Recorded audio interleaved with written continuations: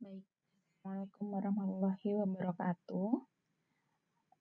Semoga semuanya dalam keadaan sehat ya, meskipun pandemi. Baik, kita akan mulai. Untuk hari ini, kita akan membahas tentang komunikasi efektif. Setelah kita belajar tentang komunikasi dasar. Nah, apa saja komunikasi dasar, pengertiannya, kemudian jenis-jenis atau tahapan komunikasi, pasti kemarin sudah dijelaskan oleh Bu Anastasia Suci dan Bu Duyati. Baik, hari ini kita tentang komunikasi efektif. Apa itu komunikasi efektif?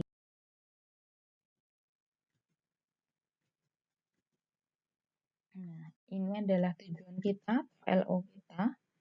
Pertama ada definisi, ada tujuan, komponen komunikasi, bentuk komunikasi, kemudian tingkat komunikasi. Tujuan belajarnya ini yang dimaksud dengan komunikasi efektif. Kenapa sih harus komunikasi efektif? Memangnya selain yang efektif nggak ada gitu ya. Kemudian mempengaruhi komunikasi efektif sih sebenarnya gitu. Kemudian apa yang menghambat komunikasi menjadi efektif? Kemudian di rumah sakit siapa saja komunikasi efektif dapat diterapkan? Kemudian apakah harus di rumah sakit saja? Bagaimana bentuknya? Nah, seperti itu. Kita akan membahasnya hari ini. Komunikasi efektif adalah komunikasi yang berhasil mencapai sasaran dengan feedback atau respon yang sesuai dengan tujuan individu berkomunikasi. Jadi, apa yang kalian maksudkan itu jelas dan bisa ditangkap oleh orang yang diajak komunikasi. Contoh, ketika ada orang bilang, saya mau makan. Nah, ketika yang menangkap itu kemudian mengambilkan makanan atau bertanya kembali makanan apakah Anda sudah lapar atau nyambung dengan pernyataan yang sudah diberikan, maka itu dikatakan komunikasinya efektif gitu ya. Nah, indikatornya apa? Yang pertama ada keterbukaan, openness, jadi terbuka. Tidak ada yang ditutup-tutupin. Tidak ada rahasia. Nah, gimana caranya biar pasien itu percaya tidak ada rahasia? Kita sampaikan bahwa ini komunikasi ini bertujuan untuk menyelesaikan permasalahan Bapak atau Ibu.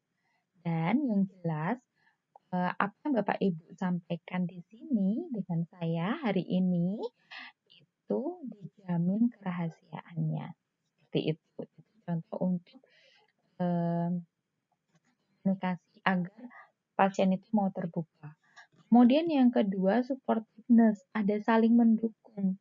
Jadi tidak ada judgment di dalam kalimat-kalimatnya. Contoh kalimat yang ada judgment. Pasti capek ya, gitu. Mungkin terdengar biasa, tapi kata-kata pasti di situ sudah mengandung judgment. Jadi bukan mendukung. Baik, saya paham yang Ibu rasakan. Saya mengerti. Kemudian baru disusul dengan masukan atau solusi atau tanggapan dari perawat tersebut. Kemudian positifness, sikap positif tadi bisa jadi kalimat-kalimatnya contohnya, masa sih aja loh bikin masalah. Sering ya kita seperti itu. Contohnya ada teman curhat, kamu lebih deh, gitu aja jadi masalah. Nah, misalnya seperti itu. Itu bersikapnya bukan positif lagi gitu ya. Ada beberapa hal yang nadanya, kemudian secara nonverbal itu mempengaruhi makna atau arti dari cara bicara. Kemudian empati, memahami perasaan orang lain. Tadi contohnya misalnya saya paham yang Ibu rasakan, saya mengerti yang Ibu rasakan. Tapi berbeda ya dengan simpati. Ketika simpati, maka ketika seseorang itu bercerita, kemudian mereka menangis, kalian ikut menangis. Oh iya, aku tahu itu. Aku tahu itu perasaanmu. Iya, sedih banget. Tiba-tiba ikut menangis. simpati. Jadi empati itu berbeda. Jadi empati itu kalian memahami perasaannya tetapi tidak ikut larut di dalam kesedihan atau perasaan yang dibawa oleh pasien. Kemudian equality, ada kesetaraan. Tadi kalimat-kalimat kalau ya saya paham, saya mengerti, gitu ya, itu sudah mengandung makna kesetaraan tersendiri. Itu artinya banyak untuk pasien gitu. Jadi jangan seolah-olah iya saya juga pernah kok di posisi ibu, tapi saya nggak gitu-gitu amat gitu. Nah itu sesuatu yang judging, positifnya nggak ada, kesetaraannya nggak ada. Jadi seolah-olah kalian lebih tinggi dibandingkan pasiennya. Gitu. Kemudian komponen utama apabila seorang komunikator biar efektif. Pertama adalah keterampilan verbal. Perhatikan intonasi, ya. Jangan terlalu tinggi, jangan terlalu rendah, dan jangan terlalu cepat. Sederhana, jelas, ringkas. Jadi misalnya, contohnya, apakah ibu mau bercerita gitu? Baik, saya paham yang ibu rasakan, tapi coba lihat Bu, ketika ibu di sini menghadapi masalah ini, adakah keluarga ibu yang mendukung ibu? Misalnya seperti itu. Jadi intonasinya itu jelas, kemudian tidak terlalu cepat dan sederhana. Jadi mudah dimengerti oleh pasien. Dan tepat waktu dan relevan dengan masalahnya. Jadi misalnya pasien membicarakan tentang masalahnya terhadap anaknya, jangan dipotong atau kalian menanggapinya bukannya relevan. Oh, terus suami Anda diam, misalnya seperti itu. Suami Anda kerja di mana? Gitu. Padahal dia lagi cerita tentang anaknya gitu. Dengarkan dulu dia maunya apa, kita ikuti alurnya. Nah, menyesuaikan dan dipercaya. Jadi menyesuaikan dari kliennya, tidak boleh kemerungsung atau tergesa-gesa. Kita sesuaikan. Kliennya ini mau mana ya arahnya? Harus seperti apa ya? Apakah dia hanya ingin bercerita saja atau butuh masukan gitu? Atau kita bereaksi seperlunya saja. Jadi menyesuaikan dan dapat dipercaya. Kemudian keterampilan nonverbal kita juga harus punya penampilan. Nah, penampilannya jangan yang acak-adul ya. Maksudnya acak-adul itu kalian berantak, sisiran, tidak rapi. Itu orang mau cerita, orang mau curhat, itu aja sudah malas gitu. Aduh, ini perawatnya kok rapi ya? Kok kayak gini ya? Bajunya penuh dengan coretan. Bajunya kok bersih ya misalnya. Postur, perhatikan posturnya. Kalau orang dengan sikap terbuka, contohnya jangan melipat tangan atau kalau bahasa Jawanya sedekap gitu. Tangannya itu dilipat di depan gitu. Itu menandakan dia tertutup, dia tidak mau membuka diri. Kita harus ibarat kata oke, kita sambut mereka. Oke, mau cerita, kami siap gitu. Dia berjalan. Nah, kayak berjalan itu juga dinilai, oh ini kok perawat jalannya gini ya, kok kayaknya orangnya nggak bisa dipercaya ya, dari jalannya aja dia udah senggoyoran, udah enak gitu. Kemudian ekspresi wajah, perhatikan ketika misalnya perawatnya ada, coba deh kalau kalian di rumah sakit kemudian ketemu perawat yang mohon maaf mukanya garang, itu bagaimana, nyaman nggak nyaman kan ya, sama seperti itu. Jadi ekspresi wajah itu juga berpengaruh. Senyum, kemudian kita menyapa selamat pagi, perkenalkan nama saya Perawat Kiki, Ibu, saya berjaga di ruangan ini dari pukul sekian hingga pukul sekian. Itu dengan wajah yang ekspresif misalnya. Di gesturnya tadi dari postur ya, gesturnya itu harus yang terbuka. Jadi jangan kalian menutup diri gitu gesturnya, terkesan menutup diri ya. Kemudian memulai pembicaraan. Nah, jadilah Jadi jangan menunggu pasien untuk bercerita, tapi mulai. Baik, ada yang bisa saya bantu? Gimana perasaan Ibu ini? Coba ceritakan, apa sih, ada apa sebenarnya? Boleh yang dipikirkan Ibu, boleh diceritakan, yang dirasakan boleh. Tenang saja Ibu tidak perlu khawatir. Komunikasi kita hari ini, apa yang kita perbincangkan hari ini, saya yakin untuk kerahasiaannya. Misalnya seperti itu. Kemudian mendengar aktif, artinya apa? Artinya itu jangan ketika pasien cerita, jangan telah. Belum sudah, tunggu. Jadi seperti ini ya? Oh baik. Terus Ibu gimana? Misalnya seperti itu. Jadi, oh, baik. Kemudian ketika misalnya pasiennya butuh ditanggapi, menurut Mbak gimana? Saya udah benar apa belum? Nah, misalnya seperti itu baru kita tanggapi apa disesuaikan dengan kebutuhan. Ah, kemudian segala bentuk sentuhan juga disesuaikan dengan kebutuhan. Ya, artinya sentuhannya terapeutik ya, bukan sentuhan-sentuhan yang non-terapeutik. Kemudian mengakhiri pembicaraan juga kita harus memiliki skill. Contohnya misalnya, baik, tadi Ibu sudah bercerita banyak sekali, saya paham yang Ibu rasakan. Nah, bagaimana untuk menyelesaikan masalah ini biar Ibu tidak rasa cemas kembali? Besok saya akan ajarkan beberapa cara untuk mengurangi rasa yang nyaman tersebut ya Bu. Waktunya misalnya ya saya butuhkan kira-kira 10 menit. Apakah kita bisa dan Ibu? Bisa mau? Baik. Kalau mau besok mau ketemu di mana? Di sini. Oke, baik. Kita akan ketemu di sini ya Bu. Kerjasamanya sungguh luar biasa. Ibu baik sekali untuk hari ini. Selamat siang misalnya. Kemudian kriteria komunikator yang efektif, mampu menilai orang secara objektif, jangan subjektif ya. Belum sudah menilai pasiennya, kayaknya dia kurang ini deh, gak terbuka deh, kayaknya susah deh ini terbukanya, misalnya seperti itu. Kemudian mampu mendengar aktif, artinya apa? Artinya kalian tadi tidak memotong-motong, tidak gerusa-gerusu dan merespon secara baik, meresponnya disesuaikan dengan kebutuhan ya, baik secara sentuhan yang terapeutik maupun secara verbal.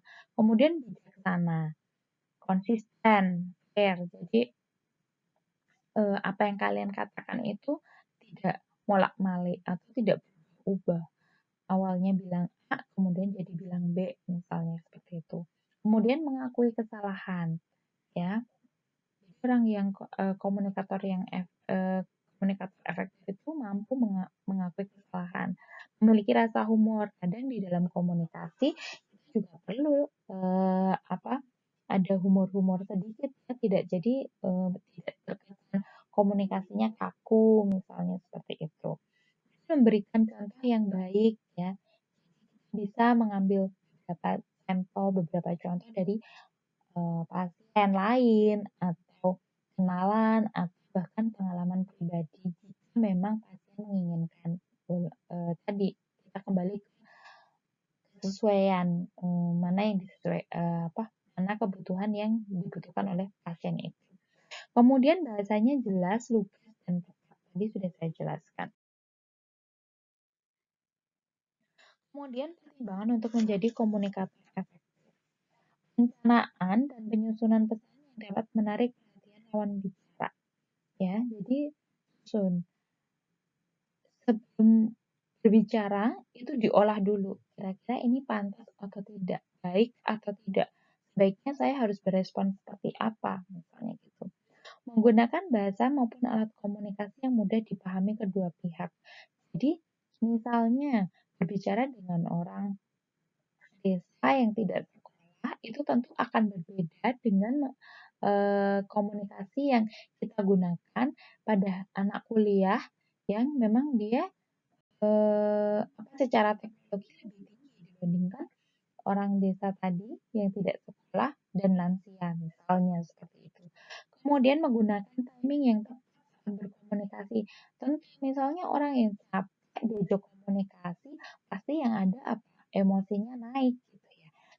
timingnya atau waktu pemilihan itu juga harus tepat. Jadi tidak kita tidak terburu-buru gitu. Kita harus menyesuaikan dari pasien juga. Kemudian merencanakan tujuan maupun sasaran sesuai dengan kebutuhan lawan bicara. Di tujuannya apa kita mau komunikasi. Kemudian sasarannya seperti apa itu kita harus sesuaikan sehingga kalau kita sudah tahu tujuannya maka akan mudah untuk membuat perencanaan dan penyusunan pesan yang baik.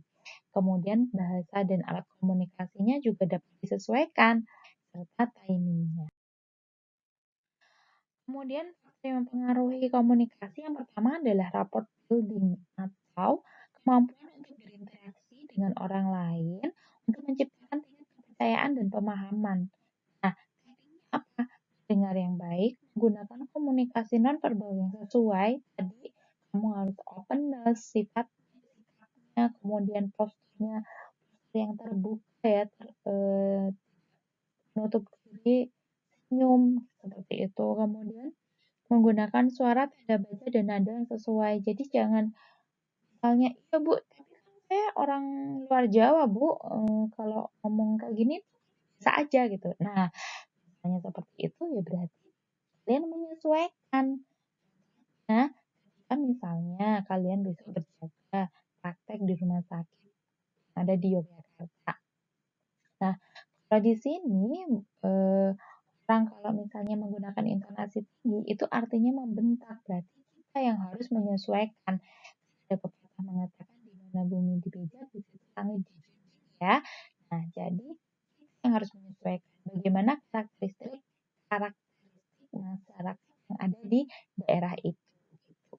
Kemudian menyampaikan fakta. Jadi kalian harus berani menyampaikan fakta. Kalau misalnya pasiennya itu sakit tidak bisa sembuh ya jangan dibilang pasiennya itu bakalan sembuh. Ya Bu, tenang aja nanti dokter bakalan nolong kok. Nanti sebulan lagi juga sembuh misalnya seperti itu. Itu tidak menyampaikan fakta. Kemudian menggunakan penguatan baik. Saya paham, saya tahu. Tapi Ibu hari ini luar biasa deh. Ibu bisa kuat itu hal yang luar biasa. Gak semuanya bisa seperti itu. Jadi diberikan penguatan-penguatan seperti itu. Kemudian menyimpulkan poin pembicaraan. Baik kita hari ini telah membicarakan ini, positifnya seperti ini, misalnya ada positif. Kemudian Ibu sudah baik sekali, mampu menyampaikan ini itu dijabarkan. Jadi kalian bisa menyimpulkan. Kemudian prinsipnya develop an attractive personality. Jadi mengembangkan kepribadian yang atraktif, yang terbuka gitu. Jadi sifatnya kalian harus membuka diri gitu. Jadi jangan menutup diri gitu. Kemudian become genuine interest in other people. Jadi menjadi seseorang yang menarik untuk orang lain. Jadi, jangan orang yang membosankan melalui apa bisa melalui humor tadi misalnya seperti itu ya. Kemudian tujuannya bertemu dengan orang lain itu berdasarkan pada kebutuhan yang gitu, bukan karena modelnya kesana kemari tapi tanpa tujuan, tanpa ada isinya gitu. Jadi hanya obrolan biasa. Berbeda ya antara komunikasi efektif dengan obrolan biasa dan komunikasi terapeutik itu nanti masing-masing ada perbedaannya. Kemudian menjadi seorang komunikator yang baik. Kemudian membuat persamaan apa sih kira-kira persamaannya apa? Mungkin dari pengalaman, kemudian dari perasaan. Oh iya, saya juga merasakan apa yang Ibu rasakan. Saya tahu itu tidak mudah, misalnya seperti itu. Kemudian memahami tentang perilaku, adaptasi gitu. Adaptasi perilaku harus seperti apa? Ini harus saya arahkan ke konstruktif bukan yang destruktif baik. Tadi Jadi saya paham ibu melakukan kegiatan itu untuk apa. Ibu sudah bagus loh Bu, ketika marah ibu mengambil air wudhu misalnya seperti itu. Jadi kita harus paham adaptasi atau perilaku-perilaku yang memberikan dampak yang positif bagi klien. Kemudian menjadi seseorang yang dapat dipercaya, ya. Tadi karena ada BHSP, bina hubungan saling percaya, kemudian kalian sudah menyatakan bahwa ini dirahasiakan, itu ditepati untuk dirahasiakan. Kemudian ada juga dispositional trait, kemampuan individu dalam komunikasi yang berhubungan dengan perilaku dan kepribadian. Ada kompetensi interaksi. Cara lain ada diri sosial, adaptasi individu dalam komunikasi. Seperti apa? Contohnya, kalian yang datang dari luar daerah ke sini pasti akan ada adaptasi komunikasi. Mungkin di daerah sana, daerah asal ngomongnya cepat, gitu, bicaranya cepat, gitu. Tapi ketika di sini memang nadanya tidak secepat itu. Jadi ketika diajak komunikasi, aduh ini ngomong apa sih, ini bicara apa sih, kok saya kurang menangkap. Nah, berarti harus ada adaptasi komunikasi. Contohnya tadi bicaranya dipelankan, nadanya diseimbangkan, misalnya seperti itu. Kemudian rasa berarti, bahwa kalian harus menyadari bahwa kalian itu adalah orang yang berarti, gitu. Ada maknanya. Oke, saya adalah orang yang di sini orang yang dihargai, gitu. Kemudian interesting, menarik, gitu. Kemudian atraktif, dan orang yang capable, bisa. Saya kompeten karena saya perawat, saya diajari untuk komunikasi, saya dapat mata kuliah itu, maka saya harus kompeten di bidang komunikasi ini, misalnya seperti itu. Kemudian hambatan komunikasi sendiri ada dari level pengirim atau sender, ada dari level penerima, ya. Kemudian ada feedback, kemudian ada channel atau transmisi. Kalau dari pengirim itu bisa jadi komunikasi yang kurang baik, ngobrolnya nggak tahu, tujuannya nggak paham, kemudian dia tidak bisa memulai pembicaraan, misalnya seperti itu. Informasi yang akan disampaikan itu banyak. Mana yang penting, mana yang enggak. Hasil semuanya nggak nangkep, gitu. Kemudian rasa tidak suka antara pengirim dan penerima pesan. Contohnya kalau kalian sudah sebel sama teman, mau berbicara baik-baik, mau baik-baik, pasti yang keluar apa? Keluarkan rasa yang tidak nyaman, ya. Akhirnya nadanya tinggi, nadanya nggak sesuai, intonasinya kasar. Nah, alhasil informasi yang diterima si penerima tadi tidak sesuai dengan harapan yang diinginkan oleh si sender. Kemudian kegagalan menyampaikan nada pada penerima atau bahasa tadi, sudah saya sampaikan intonasinya. Kalau bahasa jelas, misalnya kalian yang dari luar daerah, tahu nggak bahasa Jawa apa? Nah, tapi tetap aja kalian kalau komunikasi sama orang Jogja mau pakai bahasa Indonesia, tapi pakai bahasa daerah kalian. Nah, itu jelas orang yang di Jogja atau yang di Jawa tidak akan paham, gitu ya. Kemudian tidak memiliki pengetahuan dan skill yang sama ketika komunikasi. Contohnya kalian bidang keperawatan, terus ada teman yang teknik mesin, yang satu mesinnya, yang satu ngomongin anatomi, nyambung karena berbeda topik, ya, seperti itu. Kemudian kalau penerima, kegagalan memahami pesan. Jadi dari sendernya sudah benar, tetapi dari si penerimanya itu kita nggak paham. Jadi karena kognitifnya kurang atau karena dengarannya berkurang, misalnya seperti itu.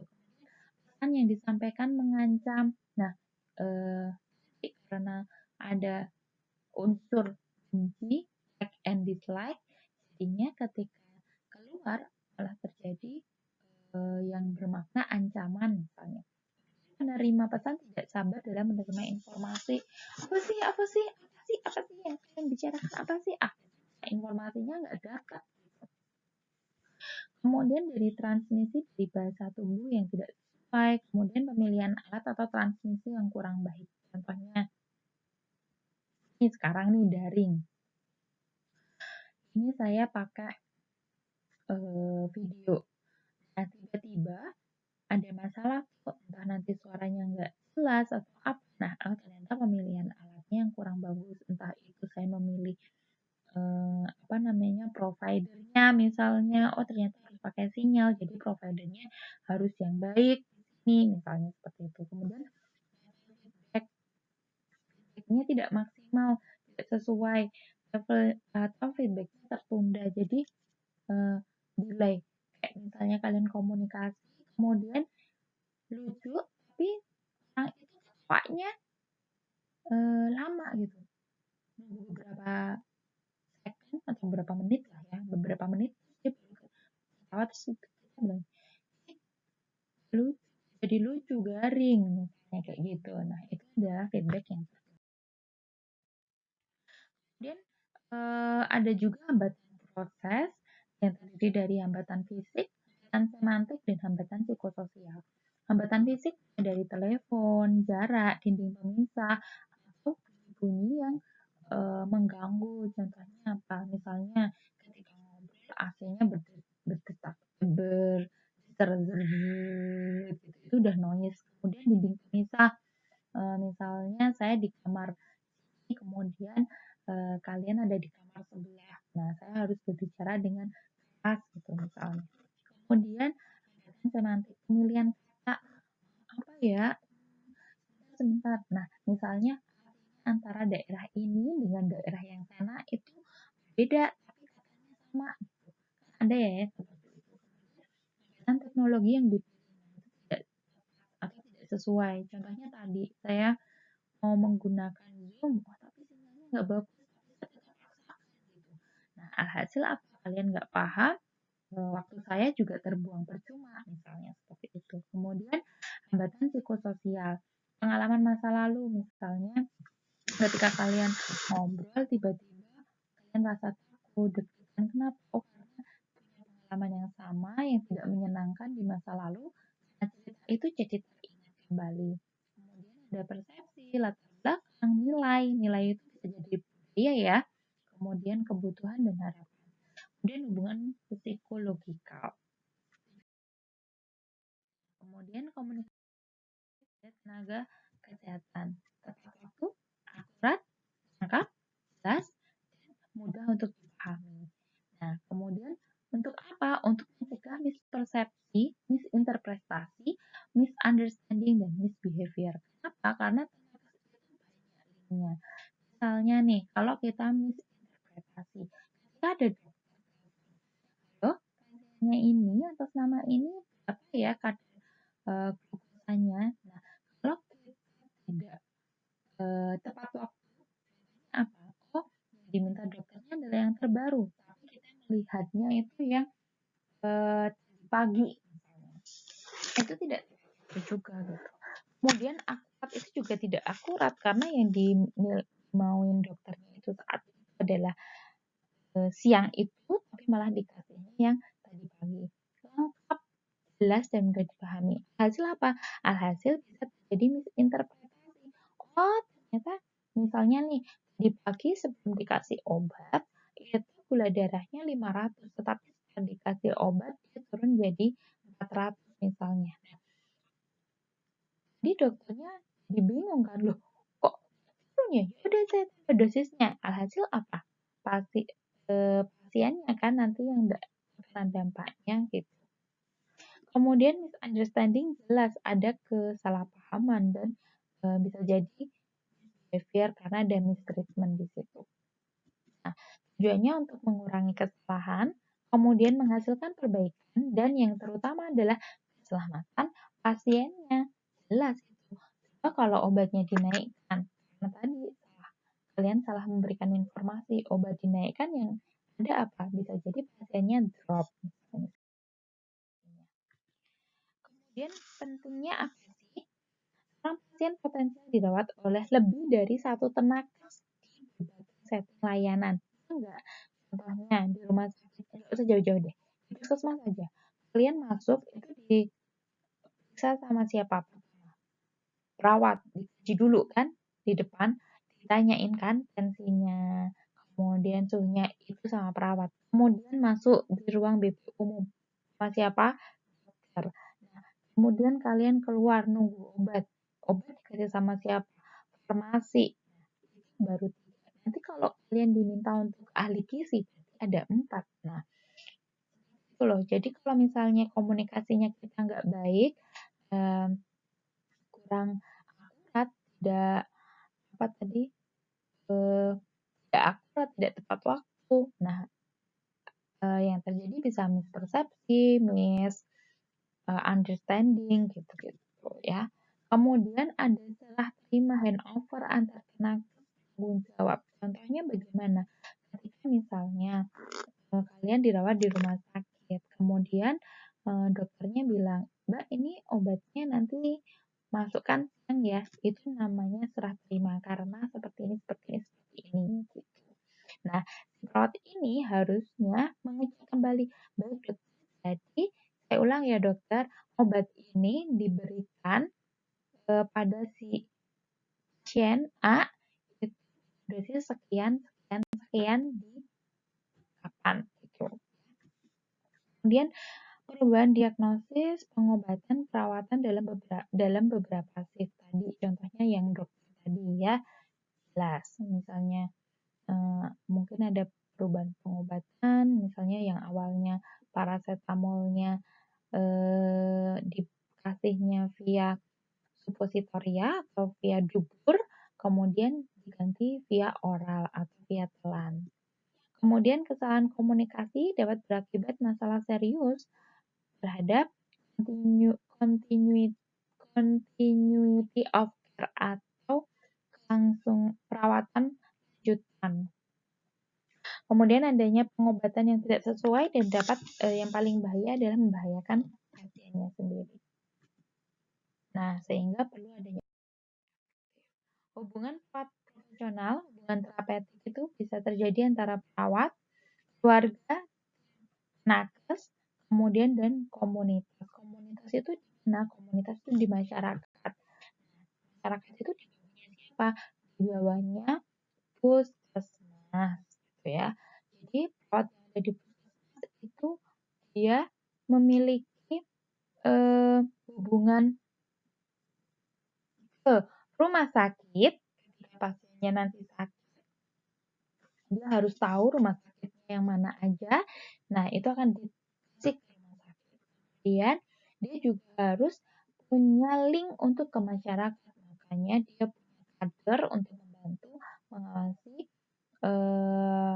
kesehatan di masyarakat dan dia juga punya akses untuk dilihat lebih lanjut. Contohnya kalau kalian pakai BPJS, dia akan merujuknya ke klinik Pratama dulu atau klinik utama dulu baru ke rumah sakit. Kemudian keluarga jelas karena kita harus ada pemahaman beberapa penyakit yang keluarga harus tahu, misalnya seperti itu bagaimana perawatannya di rumah stroke misalnya atau jantung misalnya seperti itu. Kemudian yang itu harus ada tim untuk berkolaborasi, konsultasi, delegasi, supervisi, dan manajemen. Jadi kita tidak bisa bekerja sendiri intinya.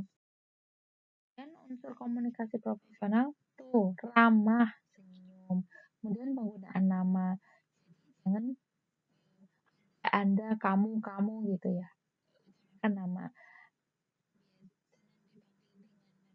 Baik, kalau begitu saya akan memanggil Ibu dengan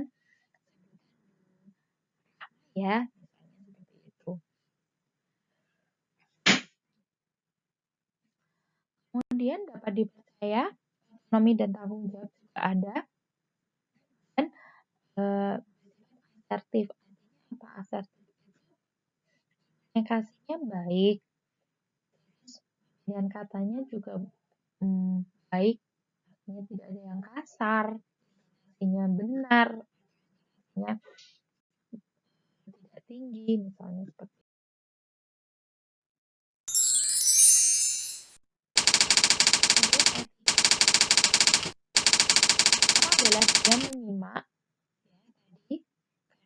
lebih banyak menggunakan kompetensi eh, yang baik gitu. Tidak memotong pembicaraan, mendengarkan lawan bicara. Kalau misalnya pada pasien yang isolasi sosial atau HDR, pasiennya nggak mau diajak ngobrol. Kita tungguin dulu. Baik, Bapak, kita ada waktu 5 sampai 10 menit. Apakah Bapak mau? Pasiennya nggak jawab nih. Kalau begitu saya temani Bapak ya di sini ya selama 5 menit ke depan karena kan kita udah janji tadi, udah kontrak kalau waktu 5 sampai 10 menit. Nah, tungguin tuh pastinya 5 menit. 5 menit kok dia tetap nggak mau ngomong ya. Baik, Bapak belum mau cerita ya? Belum mau bicara atau sharing tentang apa yang Bapak rasakan, tentang apa yang Bapak pikirkan ya? Baik, tidak apa-apa. Kalau begitu, saya akan kembali nanti pukul berapa kalian akan kembali lagi di situ, kemudian diakhiri bicaraannya. Jadi tidak asal meninggalkan.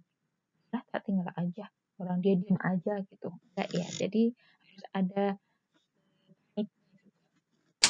kemudian pemeriksaan lawan. Jadi jangan ngeyel yang dirasain pasien ya udah dipercaya aja. Baik, saya paham yang Anda rasakan gitu.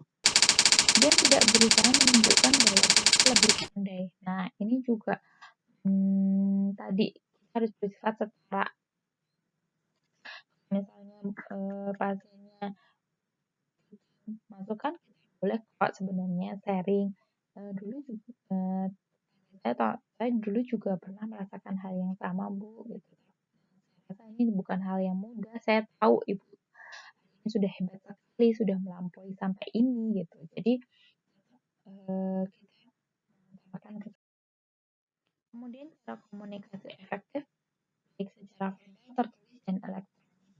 Nah, untuk yang verbal secara lisan langsung dan tidak langsung atau face to face itu saat ini ya kita tidak face to face itu juga saya harus berusaha. Kemudian kalau tertulis handwriting bisa pakai memo misalnya, kemudian jadi catatan medis. Kemudian elektronik mulai dari media elektronik, fax, email, SMS. Coba kalian pernah nggak baca email atau SMS itu yang awalnya cerita dulu bertele-tele baru kepada intinya. Ada ya, semuanya langsung kepada intinya apa. Ini kesimpulannya bahwa alur komunikasi itu ada subjek, kemudian dia akan mempengaruhi objek. Nah, objek ini agar mau berpikir dan bersikap bertindak harus sesuai dengan keinginan. Jadi itu sebuah siklus. Jadi pesan, media, dan hasil. Komunikasi ada interaksi antara subjek dan objek sehingga menjadi pemahaman yang bersama. Jadi kalian dalam kesetaraan, pemahamannya sama. Referensi saya bisa kalian lihat di situ nanti ya. Misalnya mau baca-baca lanjut. Nah, untuk juga silakan kalian buat role play tentang komunikasi efektif dengan dosen. Itu sudah saya catatkan di student guide. Role play-nya adalah sifatnya kelompok. Nanti kalian boleh menggabung-gabungkan video, misalnya yang satu jadi pasiennya atau yang satu nggak harus komunikasi efektif dengan pasien sih sebenarnya bisa dengan orang lain, tapi di sini satunya dosen. Nah, misalnya yang satu jadi dosennya, yang satu jadi mahasiswanya. Kemudian bagaimana komunikasinya dengan dosen itu melalui SMS itu harus seperti apa? Mulai dari apa namanya pesannya harus dimulai dengan apa? Ada substansinya apa saja gitu ya. Contohnya kalau komunikasi, kalau SMS, teks itu yang pertama adalah salam. Mau yang agama Islam, Assalamualaikum. Kemudian yang agamanya Katolik, Kristen, dan lain-lain, bolehlah pakai selamat pagi. Nama, perkenalkan nama saya, misalnya Wahyu Widayati. Saya kelas semester ini dari jurusan ilmu keperawatan. Ingin bertanya baru maksudnya apa gitu. Kemudian yang harus diperhatikan apa jam pengiriman. Jam pengiriman itu jangan semaunya sendiri ya. Misalnya kalian mengirimnya di tengah malam itu juga dihindari. Jadi kalau bisa itu adalah jam kerja. Kerjanya adalah jam 8 sampai jam 16 misalnya seperti itu. Nah, misalnya yang satu jadi mahasiswa, terus kemudian kalian sampaikan mana yang komunikasinya efektif, mana yang tidak efektif di role-play-nya itu. Ya, boleh dipotong nanti dijadikan satu kesatuan video. Jadi ya ada walaupun kalian berbeda tempat, walaupun tidak dalam satu lingkungan yang sama, itu masih bisa membuat video roleplay yang baik. Kemudian batas penggunanya adalah Jumat 23 Oktober 2020 pukul 16. Nah, ini silakan kalian upload videonya di YouTube. Kenapa? Karena kalau di GIF itu pengalaman yang sudah-sudah banyak yang tidak bisa dibuka, harus pakai kunci bla bla bla gitu ya. Dan kadang saya ketika minta kunci tidak segera direspon gitu. Jadi saya lebih enak menggunakan YouTube. Terus kemudian linknya kalian kopikan di link akan berikan di saya berikan forum, silahkan kalian kopikan di situ. Itu dari saya. Akhirul salam. Wassalamualaikum warahmatullahi wabarakatuh.